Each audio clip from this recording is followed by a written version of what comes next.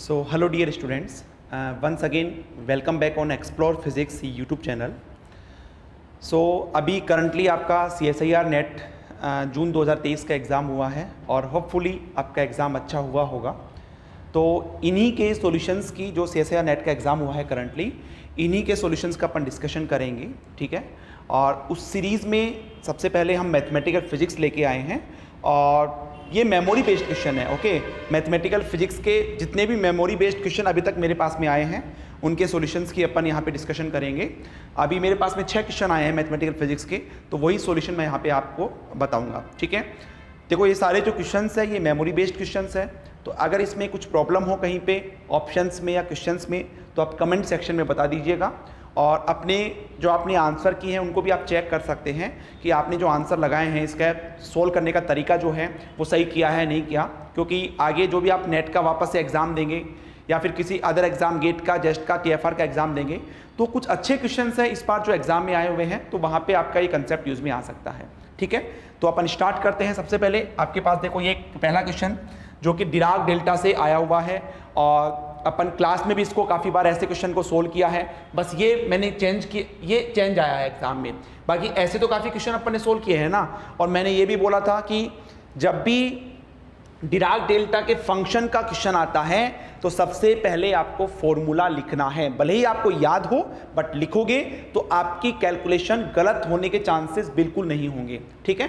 तो सबसे पहले देखो आपने ये फॉर्मूला पढ़ा होगा डेल्टा fx का इज इक्वल टू, ये होता है आपके पास में summation i 1 upon F dash x I mode और डेल्टा x माइनस एक्स आई, ठीक है। ये आपके पास फॉर्मूला होता है। तो इसके लिए देखो अगर मेरे पास में यहाँ पे इसकी बात करूँ तो फंक्शन मेरे पास क्या है, fx मेरे पास है sin x। Step by step चलते जाइए, क्योंकि देखो नेट एग्जाम करने का, क्वालिफाई करने का तरीका यही है कि आप जो सिलेक्टेड क्वेश्चन आपको लगता है कि ये मुझे से बन जाएगा उसको बहुत आराम से, बहुत ध्यान से कीजिए, क्योंकि 75 में से अगर आप 35 क्वेश्चन भी अच्छे से बनाते हैं तो JRF में आपका अच्छा रैंक आ जाता है, ठीक है। तो जो क्वेश्चन आपको आता है उसको ध्यान से कीजिए। अच्छा fx हो गया, मुझे f डैश x चाहिए, f डैश x क्या हो जाएगा तुम्हारे पास में, ये हो जाएगा cos x, ठीक है। अच्छा xi क्या होता है, xi होता है zeroth root of the function. तो zeroth root of the function कैसे निकालेंगे, sin x बराबर 0, that means sin n pi. तो यहां से तुम्हारे पास जो xi आ जाएगा वो आ जाएगा n पाई। और n क्या होता है तुम्हारे पास, n होता है 0 plus minus 1 plus minus 2 plus minus 3, ये आपके पास चलता रहेगा, ठीक है। तो देखो ये वैल्यूज जब मैं यहाँ, अच्छा मुझे यहाँ पे देखो f डैश xi मुझे चाहिएगा ना, तो यहाँ पे देखो मैं कोस की जगह क्या रखूंगा, कोस xi और xi की जगह n पाई। कोस n पाई का वैल्यू कितना होता है, -1 टू द पावर n, ठीक है।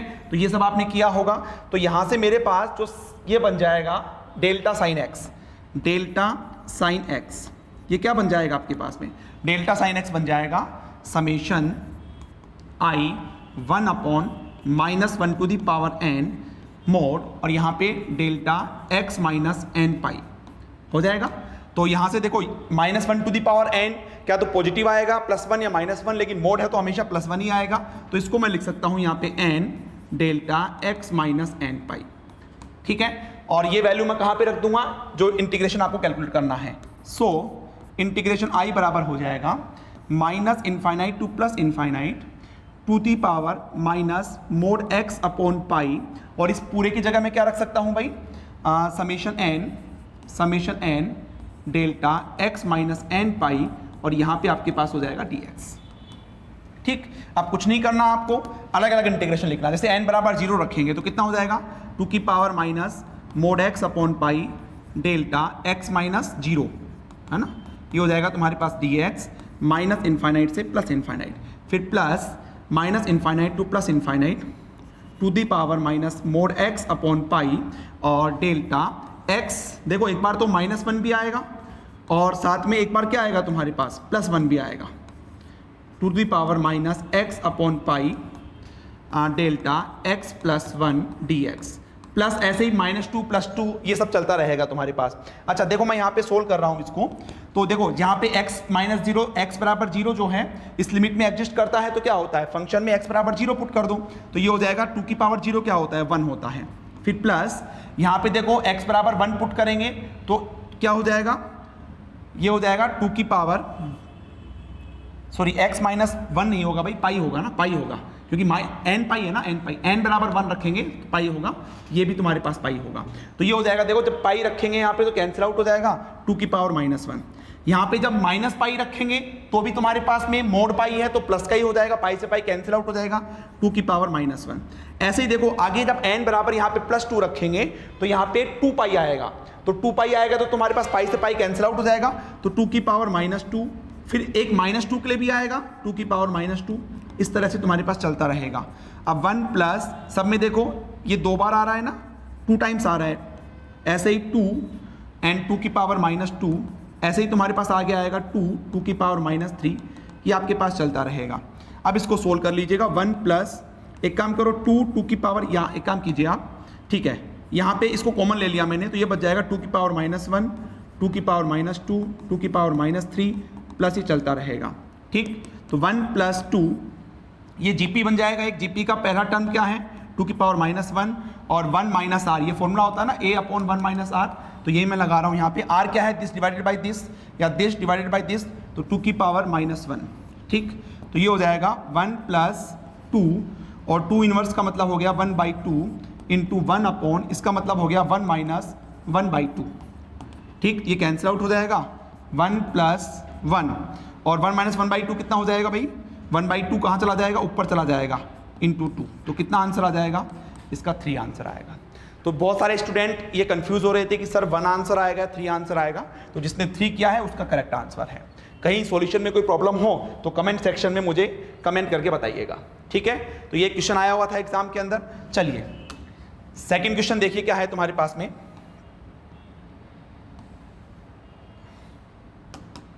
यस देखिए भाई सेकंड क्वेश्चन आपके पास क्या है, the value of the integration 0 से infinite e to the power -x x sin x dx is, ठीक है।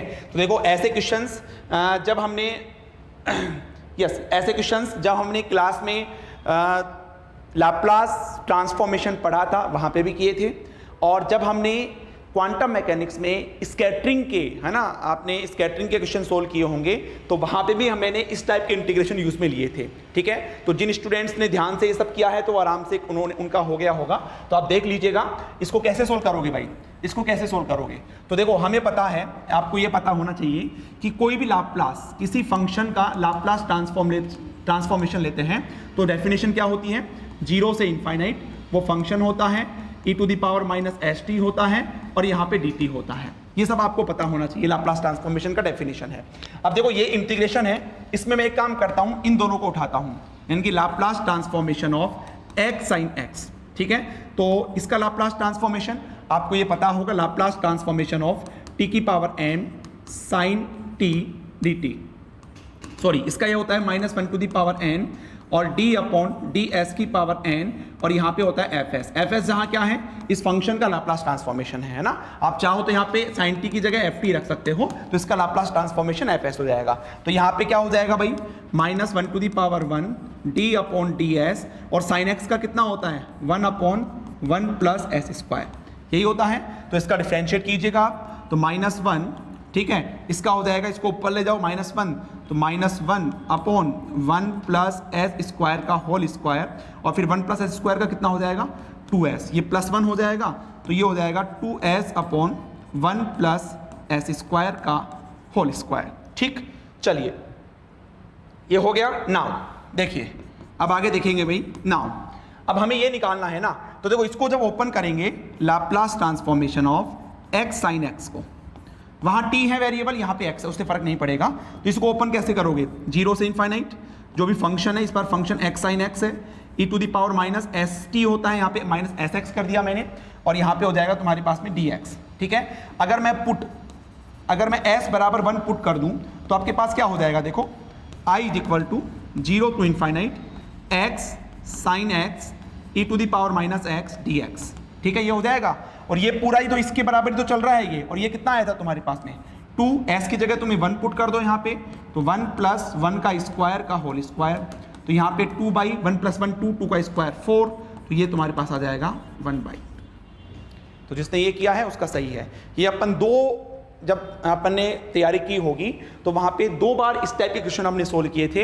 एक तो लाप्लास ट्रांसफॉर्मेशन मैथमेटिकल फिजिक्स में, एक क्वांटम मैकेनिक्स में, जब अपन ने बॉन्ड अप्रोक्सीमेशन के क्वेश्चन सोल्व किए थे तो वहाँ पे ऐसे क्वेश्चन सोल्व किए होंगे।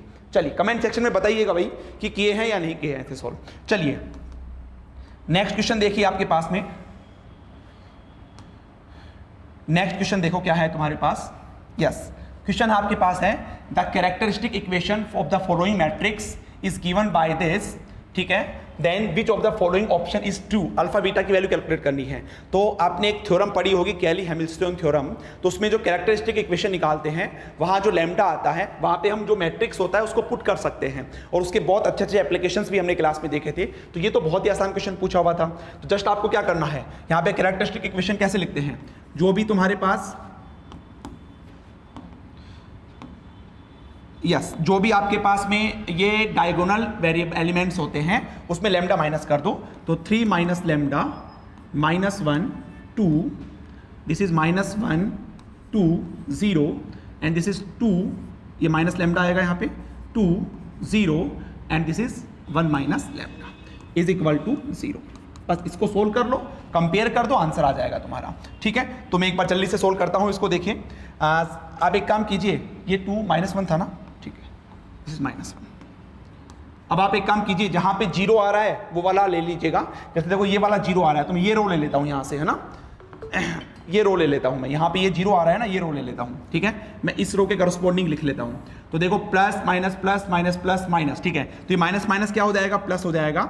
इसको छोड़ दीजिएगा, इसको छोड़ दीजिएगा, तो ये हो जाएगा तुम्हारे पास में -1 प्लस लैम्डा, ये और ये छोड़ दीजिएगा, तो इसको मल्टीप्लाई कर दिया -0। ठीक है, उसके बाद में plus minus plus minus plus, ये प्लस 2 माइनस लैम्डा आएगा यहाँ पे। ठीक है, तो इसको छोड़ दीजिएगा, इसको छोड़ दीजिएगा, इसको मल्टीप्लाई कीजिएगा 3 माइनस लैम्डा 1 माइनस लैम्डा।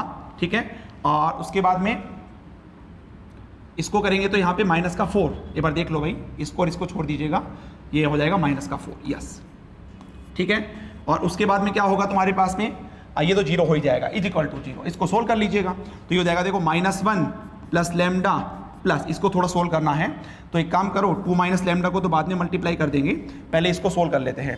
देखो इसको इससे मल्टीप्लाई करेंगे, ये हो जाएगा 3 minus 3 lambda minus lambda plus lambda square, okay, और ये हो जाएगा माइनस का 4, ये लीजिएगा, इज इक्वल टू 0। इसको एक बार थोड़ा अलग से सोल्व कर लेता हूँ मैं, लैम्डा स्क्वायर माइनस का 4 लैम्डा एंड माइनस का 1। ठीक, तो उससे क्या होगा, जस्ट -1 प्लस लैम्डा प्लस, अब 2 को पूरे से मल्टीप्लाई कर दो, 2 lambda square minus 8 lambda minus 2। ठीक है, सही है, चेक कर लेने एक बार।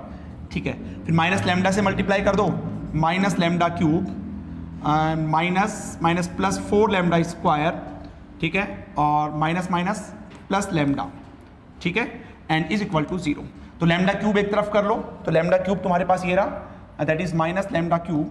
ठीक, फिर लैम्डा स्क्वायर कहाँ पे है भाई, देखो lambda square 2 lambda square plus 4 lambda square, तो ये हो जाएगा +6 लैम्डा स्क्वायर। ठीक है, उसके बाद लैम्डा वाले देखो, this is -8 lambda plus lambda यानी कि -7 लैम्डा, तो ये हो जाएगा -6 लैम्डा, और प्लस कॉन्स्टेंट जो भी है उसको छोड़ो, इज इक्वल टू 0। क्योंकि तुम्हें क्या दे रखा है, तुम्हें ये बोलता है ना तुम्हारे पास m³ plus alpha m square plus beta m plus 3, है ना, चेक कर लो, चलो उसको भी चेक कर लेते हैं एक बार। ठीक है, देखो इधर इसको भी चेक कर लेते हैं। आगे तुम्हारे पास ये क्या आएगा भाई, कांस्टेंट माइनस का 1 माइनस का 2 माइनस का 3, ये लो माइनस का 3 is equal to 0।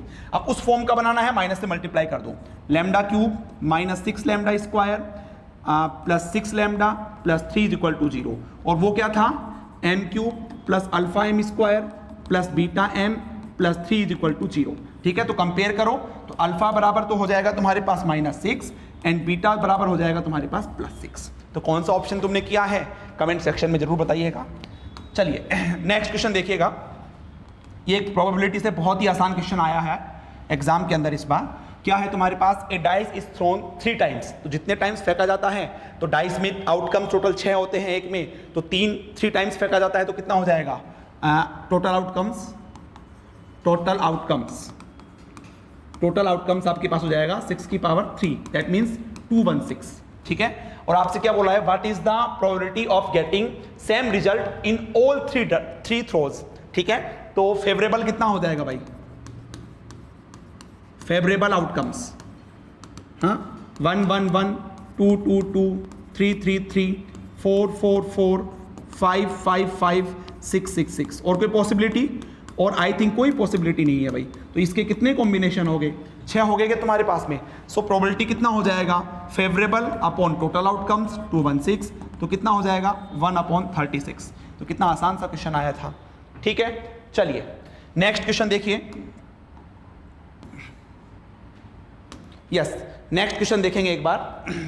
Next question क्या है आपके पास में, if jnx is the Bessel function of the order n then the value of d/dx, देखो आपको निकालना है d/dx x की पावर माइनस n jnx, ये क्या होगा आपके पास में, ठीक है।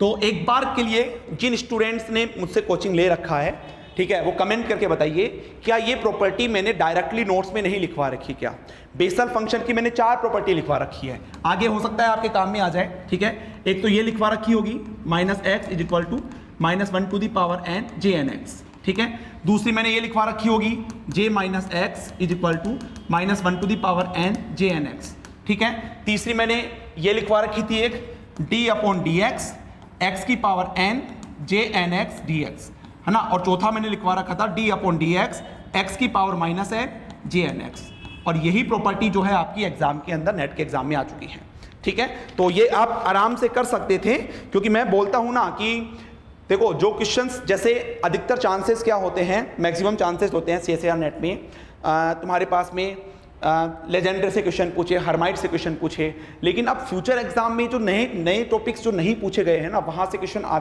आने के चांसेस होते हैं, ठीक है। तो इसका तुम्हें निकालना है, अगर तुम्हें इसको सोल्व करना है तो एक रिकर्सन रिलेशन होता है, तो लिखो फ्रॉम रिकर्सन रिलेशन ये होता है तुम्हारे पास में x j n dash is equal to, ये होता है तुम्हारे पास n j n minus n j n plus 1, ये सब x का फंक्शन है ना, ये पूरा x का फंक्शन है भाई। अब अपन क्या करते हैं, लिखो मल्टीप्लाई बाय x की पावर -n-1। ये ऐसा क्यों करते हैं, देखो क्योंकि मैं लेफ्ट साइड के अंदर इस तरह का बनाना चाह रहा हूं भाई, है ना। तो देखो ये कैसे बनेगा तुम्हारे पास, यस देखिए, तो मैं इससे मल्टीप्लाई करूंगा तो क्या होगा, तो यहां तो तुम्हारे पास ओनली बचेगा x की पावर -n, यहां पे तुम्हारे पास jn डैश x, ये ऐसे कैसे बचेगा, फिर इज इक्वल टू यहां पे n ऐसे के ऐसे x की पावर -n-1, और यहां पे तुम्हारे पास jnx, और यहां पे क्या बचेगा अगेन तुम्हारे पास में -n, एक सेकेंड, यहां n होता है या x होता है तुम्हारे पास में, दिस इज x होता है भाई, है ना, इसको सही कर लेना, this is x, yes this is x। तो ये होता है, हो जाएगा तुम्हारे पास x मल्टीप्लाई होगा तो x की power -n jn plus 1x, ठीक। अब इसको सोल्व कर लीजिएगा, इसको इधर ले आइए, x की power -n jn dash x minus n x की power -n-1 jnx is equal to minus x की power -n jnx jn plus 1x n plus 1x, ठीक। उसके बाद में क्या करेंगे, इसको मैं क्या लिख सकता हूं बताओ, इस पूरे को मैं ऐसा लिख सकता हूं क्या, दिस इज d/dx x की पावर -n jnx, देखो LHS को, तो ये क्या बच जाएगा -x की power -n jn plus 1x, देखिए ध्यान से। तो ऐसा देख लो कौन सा ऑप्शन है वो आपके पास में करेक्ट ऑप्शन होगा, ठीक है। इसको देखो सोल्व करो, फर्स्ट फंक्शन ऐसे कि ऐसे, इसका डिफरेंशिएट, फिर प्लस तुम्हारे पास ये jnx ऐसे कैसे होगा, इसका क्या हो जाएगा -n, तो माइनस आ गया तुम्हारे पास में, और इसकी पावर -1, है ना, तो सॉरी यहाँ पे माइनस आएगा, -1 आएगा, ठीक। तो देख लो कौन सा ऑप्शन तुम्हारे पास मिलेगा वो करेक्ट ऑप्शन होगा, ठीक है। चलिए नेक्स्ट एक लास्ट क्वेश्चन और जो अभी तक मेरे पास में आया है, अच्छा ठीक है, मुझे जल्दी से कमेंट सेक्शन में बताइए भाई, क्या मैं क्लास में, क्या मैं ये नहीं बोलता हूँ, इस बाइसेक्शन मेथड में मैंने नहीं लिखा है क्या फ्यूचर नेट, ठीक है, मैंने शायद जो पुराने स्टूडेंट्स हैं उनसे पूछेगा, उनसे मैंने लिखा भी है कि जैसे बाइसेक्शन मेथड आया तो मैंने लिखा फ्यूचर नेट, यानी कि फ्यूचर एग्जाम में जरूर पूछा जाएगा तुमसे ये। और इस बार जिन्होंने अच्छे से किया है उनकी किस्मत अच्छी है कि ये क्वेश्चन एग्जाम में आ भी गया है, ठीक है। क्योंकि देखो ज़्यादातर चांसेज यहाँ से ट्रिपेजोइडल के क्वेश्चन आए हुए हैं, सिम्पसन 1/3 के क्वेश्चन आए हुए हैं, न्यूटन रेप्सन मेथड के क्वेश्चन आए हुए हैं, लेकिन अब मैंने बोला बाइसेक्शन, तो बाइसेक्शन आने के चांसेस हैं और आए भी है। आगे हो सकता है आगे एग्जाम के अंदर आपके पास में जैसे Newton forward difference, Newton backward difference, एक है रेगुलर फाल्सी मेथड, तो वहाँ से क्वेश्चंस फ्यूचर नेट के एग्जाम में ध्यान रखना आ सकता है। फ्यूचर का मतलब ये नहीं है कि जस्ट नेक्स्ट टाइम आएगा, नेक्स्ट टाइम भी आ सकता है, उससे नेक्स्ट टाइम भी आ सकता है, ठीक है, लेकिन इंपॉर्टेंट है उनको ध्यान रखना। तो देखो आपके पास क्या बोल रहा है कि एक बाइसेक्शन मेथड से आपको आफ्टर 3 इटरेशन एक्स का वैल्यू कैलकुलेट करना है, ठीक है। तो बाइसेक्शन मेथड से कैसे कैलकुलेट करते हैं, यहाँ पे लिखो x, यहाँ पे लिखो fx, 0 पुट कीजिएगा तो ये क्या आएगा तुम्हारे पास -1। ये फर्स्ट गैसेस वैल्यू कैसे कैलकुलेट करते हैं ये बता रहा हूँ मैं। 1 पुट कीजिएगा तो यहाँ पे तुम्हारे पास अगेन -1, 2 पुट कीजिएगा, यहाँ पे हो जाएगा 8 -4 -1 यानी कि 3 आ जाएगा तुम्हारे पास। कैलकुलेट कर लो एक बार, सही है ना। तो देखो पहली दो ऐसी वैल्यू जिसपे पॉजिटिव नेगेटिव, जैसे f1 f2 तुम्हारे पास लेस देन 0 आ रहा है ना, 1 और 2 के ऊपर फंक्शन का वैल्यू लेस देन 0 आ रहा है, एक पॉजिटिव एक नेगेटिव है, लेस देन 0 आ रहा है। सो यहाँ पे मैं ऐसा बता सकता हूँ कि ये तुम्हारे पास a हो गया, ये तुम्हारे पास b हो गया, ये 3 हो गया, नहीं सॉरी ये 2 हो गया और ये तुम्हारे पास 1 हो गया।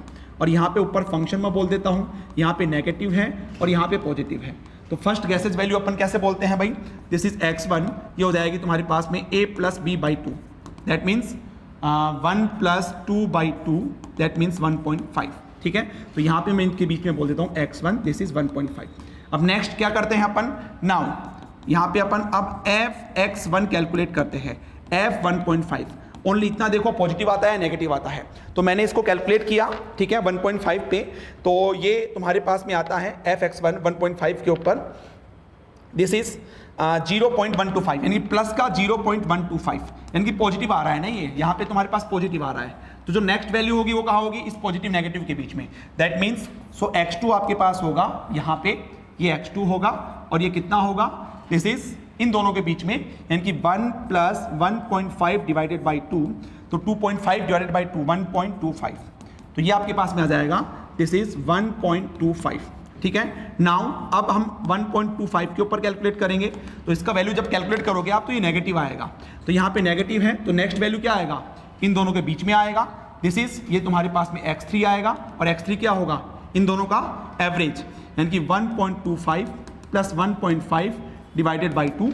इसको जब आप सोल्व करते हैं तो ये आपके पास में आ जाएगा 1.375, ठीक है। और यही तुमसे पूछा हुआ था। अब ऑप्शन देखिएगा, जैसे पहला ऑप्शन है 11/8, 11/8 आप कैलकुलेट करोगे ना तो ये आपके पास में 1.375 ही निकल के आएगा, दैट्स वाई ऑप्शन ए इसका करेक्ट आंसर था। तो इसमें ज़्यादा टाइम नहीं था क्योंकि ऑन स्क्रीन आपके पास में कैलकुलेटर अवेलेबल रहता है, तो आप तुरंत इसको कैलकुलेट कर सकते थे, ठीक है। तो मेरे पास में ये 6 क्वेश्चंस आए थे मैथमेटिकल फिजिक्स के, ठीक है, जो कि मैंने आपको कंप्लीटली बता दिए हैं। इसमें किसी को लगे सॉल्यूशन में प्रॉब्लम लगे तो व्हाट्सएप पे मैसेज पे नीचे कमेंट सेक्शन में मैसेज कीजिएगा, ठीक है। बाकी सॉल्यूशन में प्रॉब्लम नहीं आएगी, क्वेश्चन में कहीं पे प्रॉब्लम हो तो आप कमेंट सेक्शन में जरूर से मैसेज कीजिएगा, ठीक है। और इसके अलावा नेक्स्ट हम लेके आ रहे हैं क्वांटम मैकेनिक्स। तो क्वांटम मैकेनिक्स के मेरे पास 4 से 5 क्वेश्चन तो आ चुके हैं, बाकी आप जो है इस नंबर पे मुझे व्हाट्सएप कर सकते हैं, ठीक है। एक सेकंड मैं नीचे लिख देता हूं, इस नंबर पे मुझे व्हाट्सएप कर सकते हैं। जो भी आपको क्वेश्चन याद हो क्वांटम मैकेनिक्स का वो सॉल्यूशन करवा दिया जाएगा, लेकिन जल्दी करना, कोशिश करना, जो ये लेक्चर देख रहे हैं वो विद इन 2 आवर्स के अंदर जो है बाकी क्वांटम के क्वेश्चन आप शेयर कर दो, ठीक है। इसके अलावा तुम्हारा जो नया बैच है CSIR नेट के लिए, नॉट ओनली CSIR नेट, अभी देखो अभी तुम्हारा जून चल रहा है, 15 जून से आपका नया बैच स्टार्ट है और दिसंबर में आपका TIFR का और नेट का एग्जाम होगा, फरवरी में आपका गेट का, जेस्ट का और मार्च में आपका BARC का एग्जाम होगा।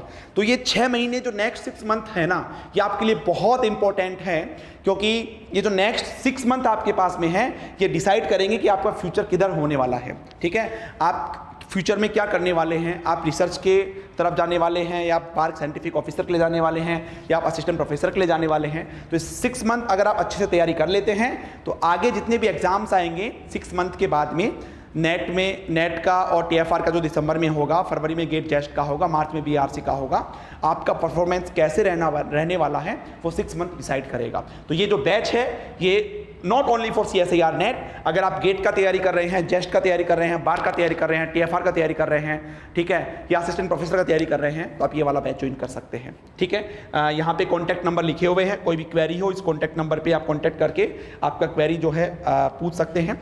इसके अलावा इसमें topic wise test, subject wise test, full mock test, ठीक है, असाइनमेंट शीट्स, इंटरव्यू, इसके अंदर इंटरव्यू क्लासेस भी इंक्लूड रहेगा, पार्ट ए जनरल एप्टीट्यूड भी इसके अंदर इंक्लूड रहेगा जो CSIR नेट के अंदर आता है, गेट के एग्जाम में आता है, ठीक है, वो सब इसके अंदर इंक्लूड रहेगा। ओके, तो आप इस नंबर पे कांटेक्ट कर सकते हैं। बाकी एप्लीकेशन डाउनलोड कीजिएगा प्ले स्टोर से, explore physics bye Himanshu, login कीजिएगा, स्टोर पे जाइएगा, पूरी इंफॉर्मेशन आपको मिल जाएगा, ठीक है। आई होप आपको सॉल्यूशन सब समझ में आए होंगे। Thank you very much. जय श्री श्याम।